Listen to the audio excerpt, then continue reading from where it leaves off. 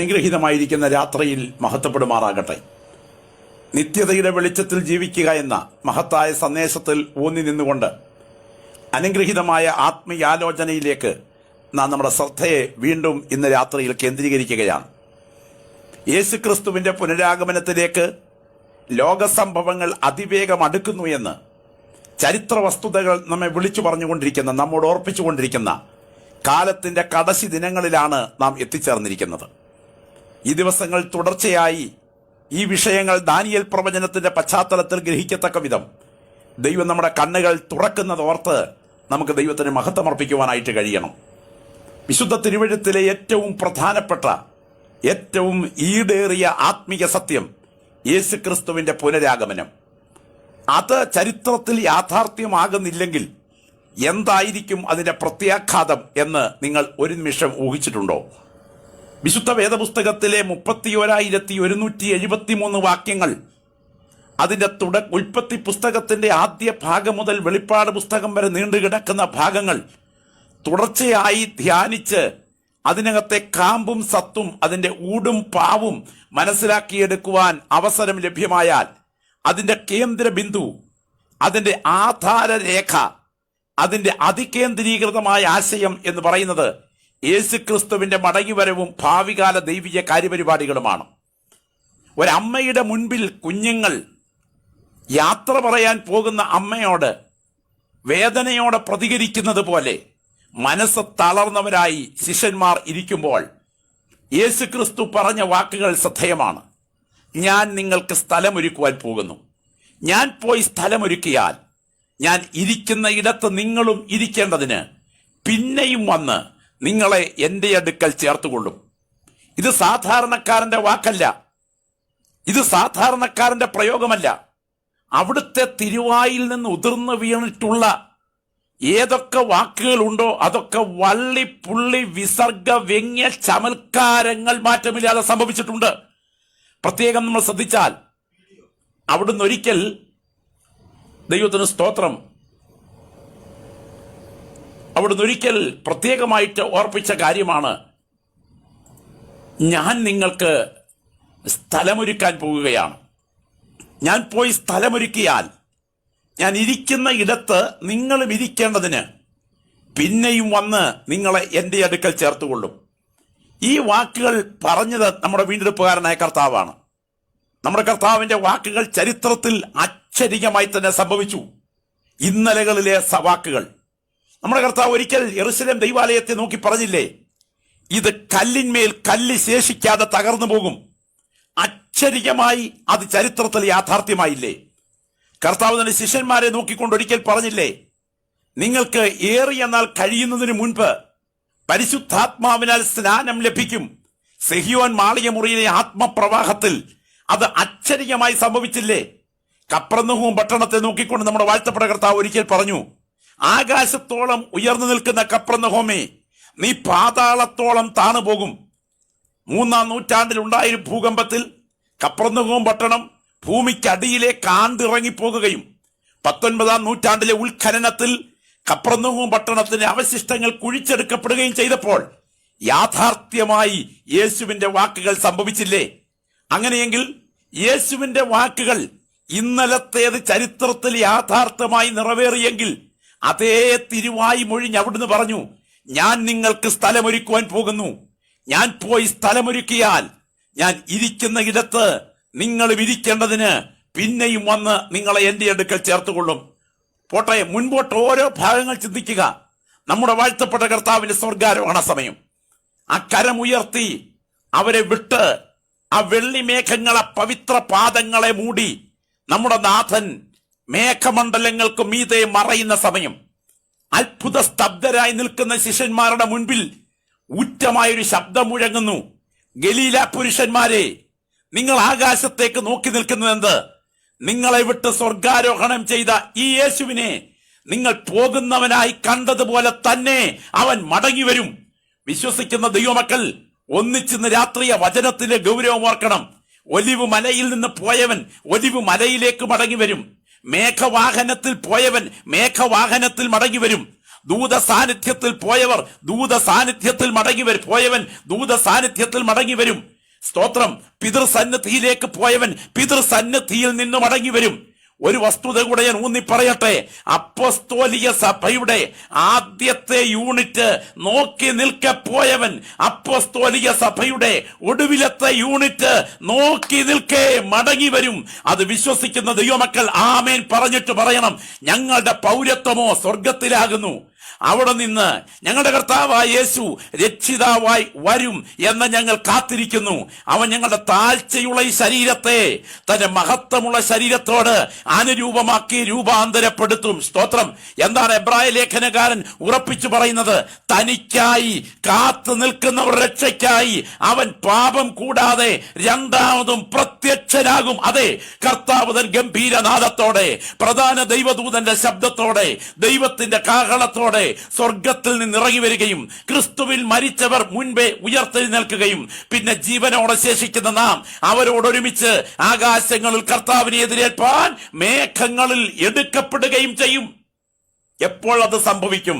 നിനയാത്ത നാഴികയിൽ മനുഷ്യപുത്രൻ വരുന്നത് കൊണ്ട് നിങ്ങളും ഒരുങ്ങിയിരിപ്പീൻ. അതെ, നിനയാത്ത നാഴികയിൽ അത് സംഭവിക്കും. പ്രിയരെ, എന്നാൽ പുനരാഗമനം സംഭവിക്കുന്നില്ലെന്നിരിക്കട്ടെ.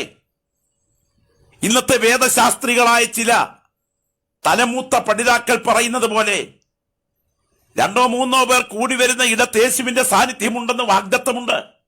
ഇനിയും ഒരു സാന്നിധ്യത്തിനായി ഞങ്ങൾ കാത്തിരിക്കുന്നില്ല എന്ന് പറയുന്നവർ അതേ ജഡിലമായി പറയുന്നത് പോലെ യേശുവിന്റെ അക്ഷരിക സാന്നിധ്യം വെളിപ്പെടുന്നില്ലെന്നിരിക്കട്ടെ. എന്നാൽ അങ്ങനെ സംഭവിച്ചാൽ എന്തായിരിക്കും പരിണത ഫലം? നമ്മുടെ കയ്യിലിരിക്കുന്ന ഈ കറുത്ത ബൈൻഡിട്ട ദൈവത്തിന്റെ വചനം ജഡിലമായൊരു പഴഞ്ചൻ ഗ്രന്ഥമാണെന്ന് പറയേണ്ടി വരും. വേദപുസ്തകത്തിലെ പ്രവാചകന്മാരുടെ പ്രവചനങ്ങളെല്ലാം ഫോഷ്കിന്റെ അവതാരമാണെന്ന് പറയേണ്ടി വരും. സ്തോത്രം. യഹൂദ ജാതിയോടുള്ള ദൈവിക വാഗ്ദത്തങ്ങൾ മുഴുവൻ പച്ച ഫോഷ്കാണെന്ന് പറയേണ്ടി വരും. സ്തോത്രം. ഭൂമി ദ്രവത്വത്തിന്റെ ദാസ്യത്വത്തിൽ നിന്നുള്ള വിടുതലും സ്വാതന്ത്ര്യവും പ്രാപിക്കുവോളം മായയ്ക്ക് കീഴ്പ്പെട്ടിരിക്കുന്നതിനാൽ ദൈവപുത്രന്മാരുടെ വെളിപ്പാടിനെ കാത്തിരിക്കുന്ന ഈ പ്രകൃതിയുടെ പ്രതീക്ഷ പോലും അസ്തമിക്കും. ഇല്ല, സംഭവിക്കാതിരിക്കില്ല. ഉറപ്പു പ്രാപിച്ച ദൈവമക്കൾ ഒന്നിച്ച് ഒരിക്കൽ കൂടെ വിളിച്ചു പറയുന്നു, നിനയാത്ത നാഴികയിൽ മനുഷ്യപുത്രൻ വരുന്നത് കൊണ്ട് ഒരുങ്ങിയിരിപ്പീൻ. കൃപ ലഭിച്ച ദൈവജനം നിത്യതയ്ക്കായി ഒരുങ്ങുകയാണ്. ഇന്ന് രാത്രി ദാനിയേൽ പ്രവചനത്തിന്റെ പശ്ചാത്തലത്തിൽ നിന്നുകൊണ്ട് നമ്മൾ ചിന്തിച്ചു വരുന്ന ഭാഗത്ത് കോപത്തിന്റെ അന്ത്യകാലത്ത് സംഭവിപ്പാനുള്ളത് എന്താണ് എന്നതാണ് പ്രധാനപ്പെട്ട വിവക്ഷ. കോപത്തിന്റെ അന്ത്യകാലത്ത് സംഭവിപ്പാനുള്ളത്. നമുക്ക് ദാനിയേൽ പ്രവചനം തുറക്കാം. അതിന്റെ 8-ാം അധ്യായം 19 മുതൽ ഉള്ള വാക്യങ്ങൾ ശ്രദ്ധിച്ച് ഗ്രഹിക്കേണ്ടതായിട്ടുണ്ട്. നമുക്ക് കഴിഞ്ഞ ദിവസങ്ങളിൽ ധ്യാനിച്ച ഭാഗം നിങ്ങളുടെ സ്മരണയിൽ, സ്മൃതിപഥത്തിൽ ഒന്ന് ഓടിയെത്തട്ടെ. ബെൽസസർ രാജാവിന്റെ 3-ാം ആണ്ടിൽ ബാബിലോൺ സാമ്രാട്ടുക്കളുടെ ഒടുവിലത്തെ കണ്ണിയുടെ ഭരണകാലത്ത് ദാനിയേൽ പ്രവാചകൻ ഊലായി നദീതീരത്ത് നിൽക്കുന്ന ദർശനം കാണുകയാണ്. 2 കൊമ്പുള്ള ആട്ടുകൊറ്റൻ എന്ന നിലയിൽ മെദ്യപാർസിയുടെ അവതാരവും കണ്ണുകൾക്ക് നടുവിൽ ഒറ്റക്കൊമ്പൻ എന്ന നിലയിൽ ഗ്രീസ് ആധിപത്യത്തിന്റെ പ്രബലതയും, അതേ തുടർന്ന് ഇവയുടെ ഏറ്റുമുട്ടലിന് ശേഷം 2 കണ്ണുകൾക്ക് നടുവിലെ ഒരു കൊമ്പ് മുറിഞ്ഞുപോയ സ്ഥാനത്ത് ആകാശത്തിലെ കാറ്റുകൾക്ക് നേരെ ഭംഗിയുള്ള കൊമ്പുകൾ മുളച്ചു വരുന്നത്, ഗ്രീസ് ആധിപത്യം 4ആയി വിഭജിക്കപ്പെടും എന്ന ചരിത്ര വസ്തുതകളും, ഒടുവിൽ ആ കൊമ്പുകളിൽ ഒന്നിൽ നിന്ന് ഒരു ചെറിയ കൊമ്പ് മുളച്ചു വന്ന് യെരുശലേം ദൈവാലയം ഇടിച്ചു തകർക്കുകയും നിരന്തര ഹോമയാഗം നിർത്തലാക്കപ്പെടുകയും ദൈവത്തോളം തങ്ങളെ തന്നെ ഉയർത്തുകയും ചെയ്യുന്ന ഒരു പൈശാചിക അധികാരി ചരിത്രത്തിൽ ഉദയം ചെയ്യും എന്നതിന്റെ പ്രവചന രേഖ വിശദീകരിച്ചുകൊണ്ട് ദൈവിക വെളിപ്പാടുകൾ പ്രവഹിക്കുകയാണ്. ഈ പശ്ചാത്തലത്തിൽ എന്താണ് വരാൻ തുടങ്ങുന്നത് എന്നോർത്ത് ആകുലചിത്തനായി ദാനിയേൽ പ്രവാചകൻ ദർശന മേഖലയിലായിരിക്കുമ്പോൾ ഗബ്രിയേൽ മാലാഖ അവന്റെ മുൻപിലേക്ക് വെളിപ്പെട്ടു വന്ന് പ്രവചനങ്ങളുടെ യഥാർത്ഥ വശം വിശദീകരിച്ചു കൊടുക്കുകയാണ്. ആദ്യം അവൻ ബോധരഹിതനായി നിലത്തു വീണു. പക്ഷേ സ്പർശനത്തിങ്കൽ ശക്തി വ്യാപരിച്ച് ദാനിയേൽ പ്രവാചകൻ ബലപ്പെട്ടു കഴിഞ്ഞു. അപ്പോൾ ബലപ്പെട്ട ദാനിയേൽ പ്രവാചകനെ ദിവ്യ നിയോഗപ്രകാരം ഭാവികാല സംഭവങ്ങൾ ഗ്രഹിപ്പിക്കേണ്ടതിന് ഗബ്രിയേൽ മാലാഖ ബൈബിളിലെ 4 പ്രത്യേക ഇടങ്ങളിൽ മാത്രം ആത്മലോകത്തിലെ ദിവ്യ സത്യങ്ങൾ മനുഷ്യവർഗത്തിന് പങ്കുവയ്ക്കുവാൻ നിയോഗിക്കപ്പെട്ട ഗബ്രിയേൽ മാലാഖ ഇവിടെ വസ്തുതകൾ മറനീക്കി പ്രദർശിപ്പിക്കുകയാണ്, അഥവാ വ്യക്തമായി സംസാരിക്കുകയാണ്. എന്നിട്ട് സംസാരം തുടങ്ങുന്നത് ഇങ്ങനെയാണ്: പിന്നെ അവൻ പറഞ്ഞത്, കോപത്തിന്റെ അന്ത്യകാലത്തിങ്കൽ സംഭവിപ്പാനിരിക്കുന്നത് ഞാൻ നിന്നെ ഗ്രഹിപ്പിക്കും, അത് അന്ത്യകാലത്തേക്ക് ഉള്ളതല്ലോ. വളരെ ശ്രദ്ധിച്ച് ഗ്രഹിക്കേണ്ട ഒരു ഭാഗത്തേക്കാണ് ഇന്ന് രാത്രിയിൽ നിങ്ങളുടെ ശ്രദ്ധ കേന്ദ്രീകരിക്കപ്പെടേണ്ടത്. വളരെ പ്രാർത്ഥനാപൂർവം ചിന്തിക്കുക. കോപത്തിന്റെ അന്ത്യകാലം. എന്താണ് കോപത്തിന്റെ അന്ത്യകാലം? വിശുദ്ധ ബൈബിൾ ഭാവികാല ദൈവിക കാര്യപരിപാടികളെ കൃത്യമായി വിഭജിച്ചിട്ടുണ്ട്. വേദപുസ്തകം നമ്മൾ സമഗ്രമായി അപഗ്രഥിച്ച് പഠിച്ചാൽ മനുഷ്യവർഗത്തോടുള്ള ദൈവത്തിന്റെ ഇടപാടിൻ കാലങ്ങളെ വ്യത്യസ്ത ഘട്ടങ്ങളുള്ള യുഗങ്ങളായി വിഭജിച്ചു പഠിക്കാൻ കഴിയും. ഒന്നാമത്തെ യുഗം നിഷ്കൽമഷ യുഗം. ഏദൻ പൂങ്കാവനത്തിൽ ആദ്യ മാതാപിതാക്കളെ ദൈവം ആക്കിയത് മുതൽ ഏദനിൽ നിന്ന് പുറത്താക്കപ്പെടുന്നത് വരെയുള്ള കാലഘട്ടം നിഷ്കൽമഷ യുഗം. രണ്ടാമത്തെ യുഗം മനസാക്ഷി യുഗം. ഏദനിൽ നിന്ന് പുറത്താക്കപ്പെടുന്നത് മുതൽ നോഹയുടെ പ്രളയം വരെയുള്ള കാലഘട്ടം മനസാക്ഷി യുഗം. മൂന്നാമത്തെ കാലഘട്ടം മാനുഷിക ഭരണയുഗം. നോഹയുടെ പ്രളയം മുതൽ ബാബേൽ ഗോപുര നിവാസം വരെയുള്ള പണി വരെയുള്ള കാലഘട്ടം മാനുഷിക ഭരണയുഗം. നാലാമത്തെ യുഗം വാഗ്ദത്ത യുഗം.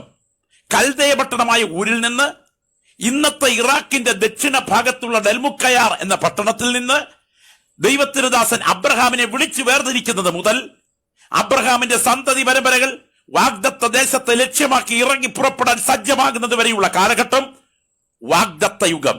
അടുത്ത യുഗം ന്യായപ്രമാണ യുഗം. അത് 2 മല ഇടുക്കുകളുടെ ഇടയിൽ സ്ഥിതി ചെയ്യുകയാണ്. ഒന്ന് സീനായ് മല, മറ്റൊന്ന് കാൽവറി മല. മേഘം അന്ധതമസ് കൂരിരുട്ട് വാക്കുകളുടെ ശബ്ദം ഇവയിൽ കത്തിക്കാളുന്ന തീയിൽ മഹാദൈവം ഇറങ്ങി വന്ന് കൽപ്പനകൾ കൽപ്പലകകളിൽ എഴുതി നൽകുന്ന സീനായി കൊടുമുടിക്കും. എന്റെ ദൈവമേ നീ എന്നെ കൈവിട്ടതെന്തെന്ന് പറഞ്ഞുകൊണ്ട് കാൽവറിയിൽ സ്വന്തം പ്രാണനെ കർത്തൃകരങ്ങളിൽ കൈമാറി യേശു പിടഞ്ഞു മരിക്കുന്ന ഗോൽഗോത്ത മലയ്ക്കുമിടയിൽ 1.5 സഹസ്രാബ്ദം ചരിത്രത്തിൽ ന്യായപ്രമാണ യുഗം നിലകൊള്ളുകയാണ്. അടുത്ത യുഗം നാം വസിക്കുന്ന കൃപായുഗം, സഭായുഗം, church age, Holy Spirit age എന്നറിയപ്പെടുന്ന ഈ ആത്മയുഗമാണ്. ഈ ആത്മയുഗം 2 പുനരുത്ഥാനങ്ങളുടെ നടുവിൽ സ്ഥിതി ചെയ്യുന്നു. ഒന്ന് ക്രിസ്തുവിന്റെ പുനരുത്ഥാനം, മറ്റൊന്ന് ദൈവമക്കൾ പ്രതീക്ഷയോടെ കാത്തിരിക്കുന്ന യേശു ക്രിസ്തുവിന്റെ മടങ്ങിവരവ്. കർത്താവ് തൻ ഗംഭീരനാദത്തോടെ, പ്രധാന ദൈവദൂതന്റെ ശബ്ദത്തോടെ, ദൈവത്തിന്റെ കാഹളത്തോടെ സ്വർഗത്തിൽ നിറങ്ങി വരുമ്പോൾ ക്രിസ്തുവിൽ മരിച്ചവർ മുൻപേ ഉയർത്തെഴുന്നേൽക്കുന്ന വിശുദ്ധന്മാരുടെ ഉയർത്തെഴുന്നേൽപ്പ്. അങ്ങനെ ഈ കൃപായുഗത്തിന് തിരശീല വീഴുന്നതോടുകൂടെ നിത്യ യുഗകാര്യ പരിപാടികൾ ചരിത്രത്തിൽ തുടങ്ങുകയാണ്. ആ 7ാമത്തെ യുഗകാര്യ പരിപാടി മുതൽ അതിന്റെ കൃത്യമായ പ്രവചനപരമായ ഒരു കാലക്കണക്ക് അത് കൃത്യമായി വിശദീകരിച്ചിരിക്കുന്ന ഏക പുസ്തകം വെളിപ്പാട് പുസ്തകമാണ്. ദാനിയേൽ പ്രവചനം പോലും അടുക്കും ചിട്ടയുമില്ലാത്ത ഒരുപറ്റം വെളിപ്പാടുകൾ ഒരുമിച്ച് ചേർത്ത് നിർത്തിയിരിക്കുന്നത് പോലെയുള്ള ബോധ്യമാണ് നമുക്ക് കിട്ടുന്നത്. തെളിവ് പറയാം. ദാനിയേൽ പ്രവചനം 6-ാം അധ്യായം നിങ്ങൾ പരിശോധിക്കൂ. അതിനകത്ത് ദാരിയാവേശിന്റെ ഭരണത്തിന്റെ 1-ാം വർഷത്തെ ചരിത്രമാണ്. ദാനിയേൽ പ്രവചനം 7-ാം അധ്യായം പരിശോധിക്കൂ. അതിവിടെ ബെൽസസറിന്റെ ഭരണകാലഘട്ടമാണ്. ബെൽസസറിന്റെ ഭരണം കഴിഞ്ഞാണ് ദാരിയാവേശ് ചരിത്രത്തിൽ ഭരിച്ചത്. എന്നാൽ അതിന്റെ ക്രമത്തിലല്ല എഴുതിയിരിക്കുന്നത്. 8-ാം അധ്യായം നമ്മൾ ഇപ്പോൾ പഠിച്ചുകൊണ്ടിരിക്കുന്നത് ബെൽസസറിന്റെ ഭരണകാലഘട്ടത്തിന്റെ ചിത്രമാണ്. എന്നാൽ ദാരിയാവേശിന്റെ ഭരണം, ബെൽസസറിന്റെ ഭരണം കഴിഞ്ഞാണ് വന്നത്.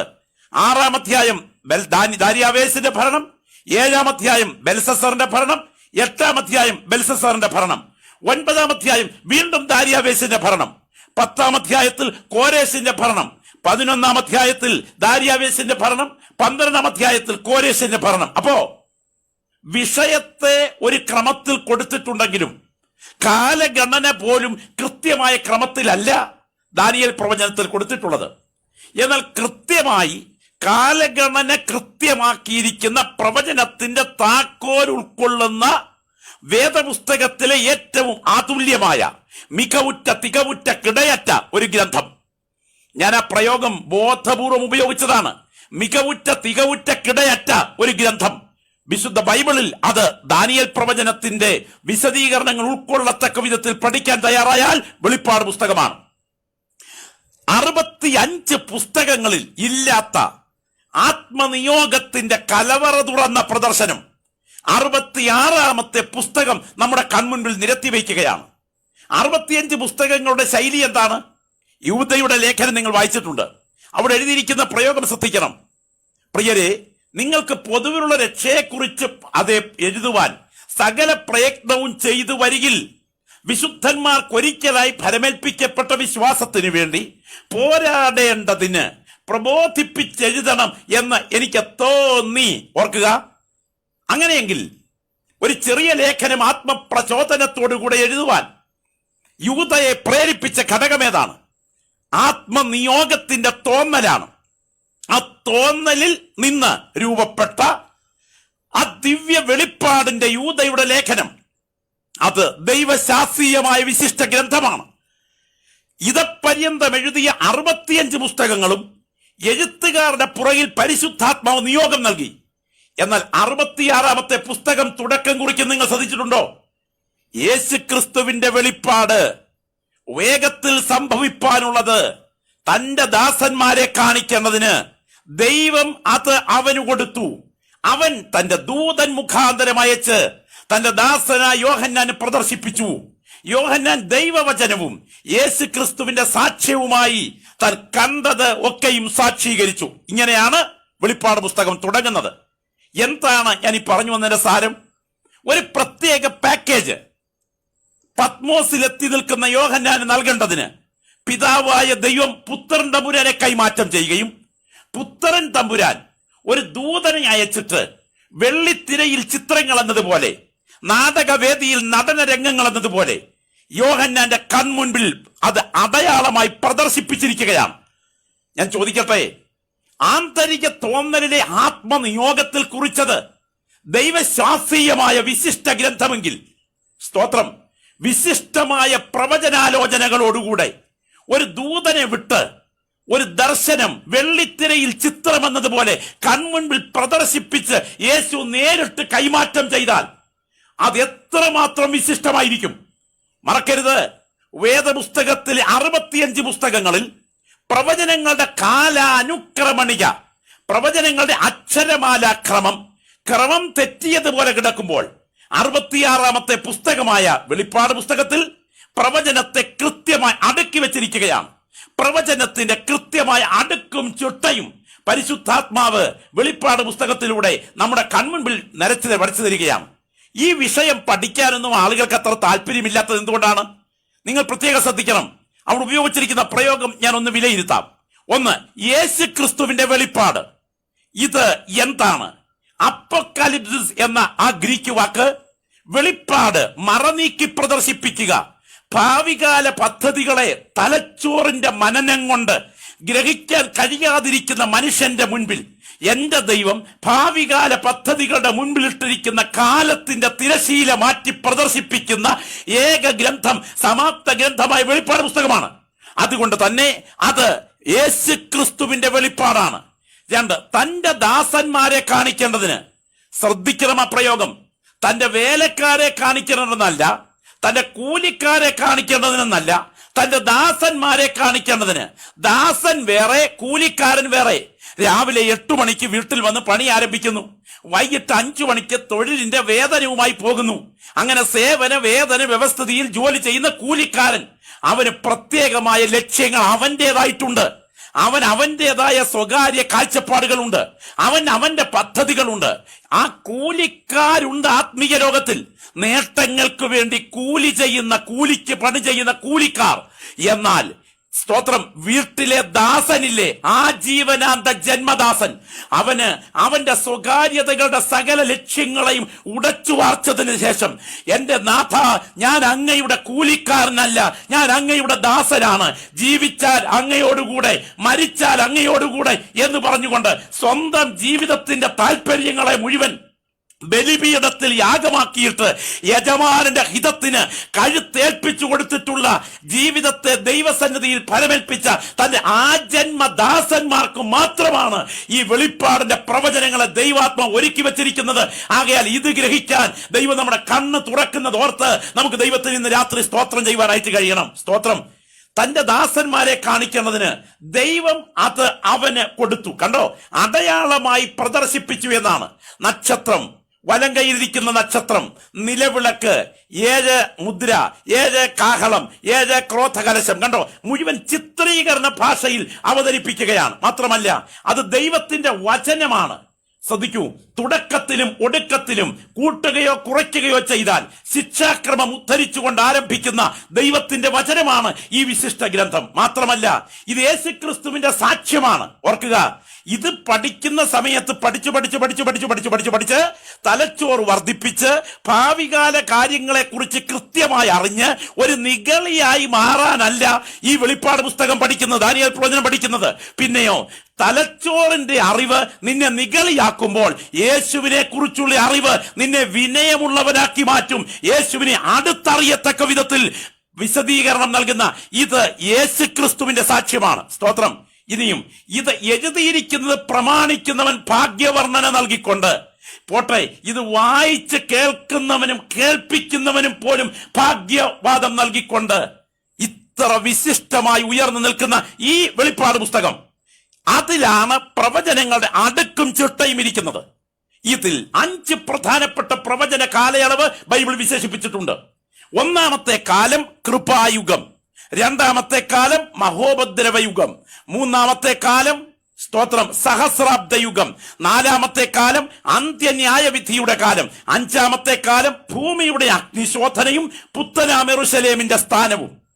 ഇത് പ്രവചനത്തിന്റെ കാലഗണനയാണ്. ഇപ്പോൾ നാം കൃപായുഗത്തിലെത്തി നിൽക്കുന്നു.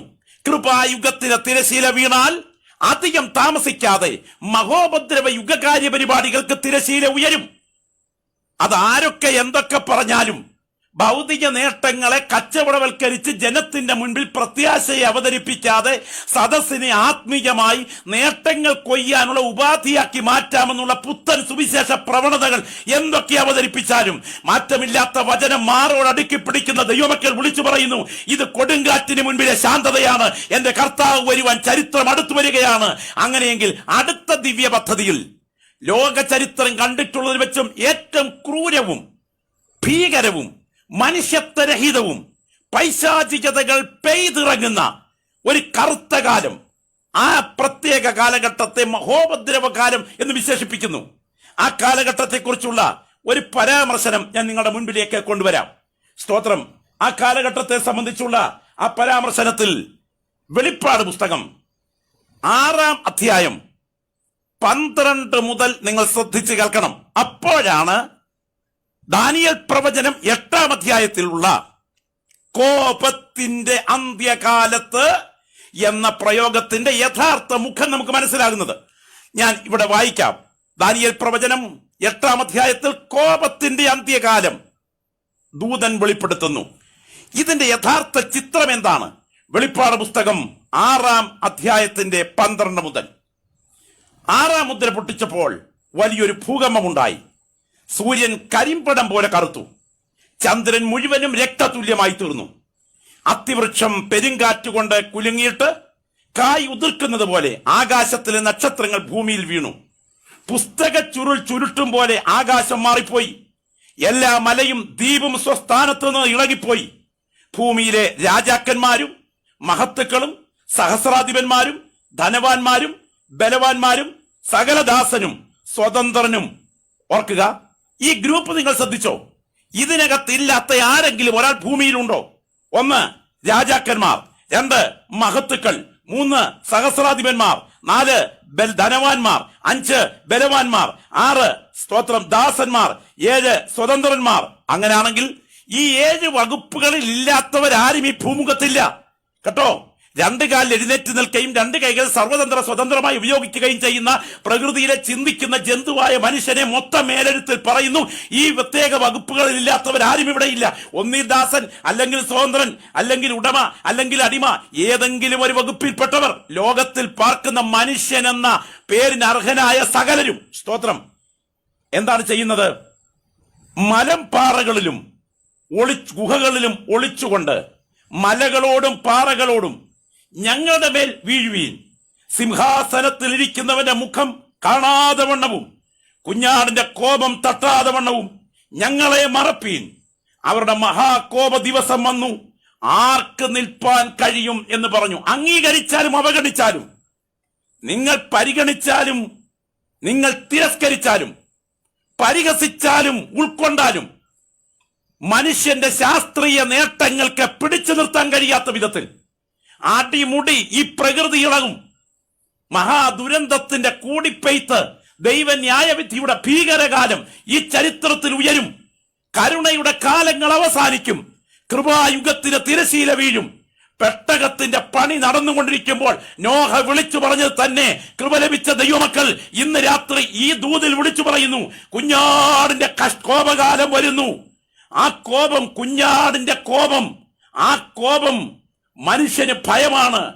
മലമ്പാറകളുടെ ഗഹ്വരങ്ങളിൽ ജീവരക്ഷയ്ക്ക് വേണ്ടി കെട്ടിടങ്ങളെ വിട്ട് ഓടിച്ചെന്ന് അഭയം തേടി മരണം കൊതിക്കത്തക്ക വിധം ദൈവത്തിന്റെ കോപം ഈ ഭൂമിയെ കീഴ്മേൽ മറിക്കുന്ന ദിവസങ്ങൾ കൺമുൻപിലുണ്ട് എന്ന് വിശുദ്ധ ബൈബിൾ ഉറപ്പിച്ചു പറയുന്നു. അതിന്റെ തുടക്കമാ പ്രിയരെ ഈ കൊറോണയുടെ കാലം. മറക്കരുത്, വിശുദ്ധ ബൈബിൾ പറയുന്ന ഈ മുന്നറിയിപ്പിന് മുൻപിൽ, സ്തോത്രം, രക്ഷാനിർണയത്തിന് പിന്നെ സമയമില്ല. എന്നാൽ വിശുദ്ധ ബൈബിൾ പറയുന്നു, ഇപ്പോഴാകുന്നു സുപ്രസാദ കാലം, ഇപ്പോഴാകുന്നു രക്ഷാ ദിവസം. ഇന്ന് രാത്രി ഈ ദൂത് കേട്ടുകൊണ്ടിരിക്കുമ്പോൾ യേശുവിനെ ജീവിതത്തിന്റെ കർത്താവായി ഏറ്റുവാങ്ങിയാൽ അത് ജീവിതത്തിന്റെ ധന്യതയാണ്. അതെ, കുഞ്ഞാടിന്റെ കോപ ദിവസം. ആരാണ് കുഞ്ഞാട്? യോഹന്നാൻ ചൂണ്ടിക്കാണിച്ചു, ഇതാ ലോകത്തിന്റെ പാപം ചുമക്കുന്ന ദൈവത്തിന്റെ കുഞ്ഞാട്. ആ രണ്ട് കൈകളും കർത്തൃസന്നിധിയിൽ നമുക്കൊന്ന് മലർത്തിപ്പിടിക്കാം. ഈ ദൂത് ഇന്ന് രാത്രിയിൽ കേട്ടുകൊണ്ടിരിക്കുന്ന പ്രിയപ്പെട്ടവരെ, ഹൃദയംഗമമായി ദൈവമുഖത്തേക്ക് നോക്കാം. മനുഷ്യന്റെ തലച്ചോറിന് കൊണ്ടോ ആന്തരിക ജ്ഞാനം കൊണ്ടോ ഗ്രഹിക്കാൻ കഴിയാത്ത ഭാവികാല ദൈവിക കാര്യപരിപാടികൾ ബൈബിൾ വിശേഷിപ്പിച്ചിരിക്കുന്നു. കുഞ്ഞാടിന്റെ കോപ ദിവസം വരുന്നു. അത് തന്നെ ദാനിയേൽ പ്രവാചകൻ ഇന്നേക്ക് 26 നൂറ്റാണ്ടുകൾക്കും വിളിച്ചു പറയുന്നു. ദൂതൻ മുഖാന്തരം, സ്തോത്രം, അതെ, കോപത്തിന്റെ അന്ത്യകാലം അതിഞ്ഞടുത്തുപോയി. ഇനി അധിക ദിവസങ്ങൾ നമുക്ക് മുൻപിൽ അതുമായിട്ടില്ല. കർത്താവേ, ഞാൻ കൈവിടപ്പെടരുതേ എന്ന് പ്രാർത്ഥിക്കുന്ന പ്രിയപ്പെട്ടവർ കർത്തൃസന്നിധിയിൽ ഒരു നിമിഷം കരഞ്ഞു പ്രാർത്ഥിച്ചാട്ടെ. കേട്ടോ, നിങ്ങളൊരു ആരാധനാലയത്തിൽ പോയാൽ, കൊട വെച്ചു മറന്നുപോയാൽ തിരിച്ചു വന്ന് കൊടയെടുത്തുകൊണ്ട് പോകാൻ അവസരം കിട്ടും. എന്നാൽ കുഞ്ഞാടിന്റെ കോപ ദിവസം തുടങ്ങിക്കഴിഞ്ഞാൽ രക്ഷയ്ക്കുള്ള അവസരങ്ങൾ ഉണ്ടാകില്ല. കൈവിടപ്പെട്ടു പോയാൽ ദുരന്തമാണേ. രാത്രി നമ്മെ തന്നെ സമർപ്പിക്കാം. പരിശുദ്ധ ദൈവമേ, ഈ ദൂത് കേട്ടുകൊണ്ടിരിക്കുന്ന ഞങ്ങളുടെ വാത്സല്യ സഹോദരങ്ങളെ നിങ്ങൾ കൈമാറുകയാണ്. മഹാകോപ ദിവസത്തിൽ നിന്ന് ഒഴിഞ്ഞു പോകേണ്ടതിന് ഈ സുപ്രസാദ കാലത്ത്, രക്ഷാ ദിവസത്തിൽ ക്രൂശിൽ നരകയാതന അനുഭവിച്ച ദൈവപുത്രനെ ചുംബിക്കുവാൻ കൃപ പകരണമേ.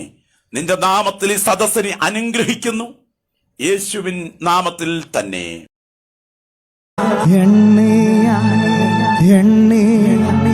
തീരാ ചൊല്ലി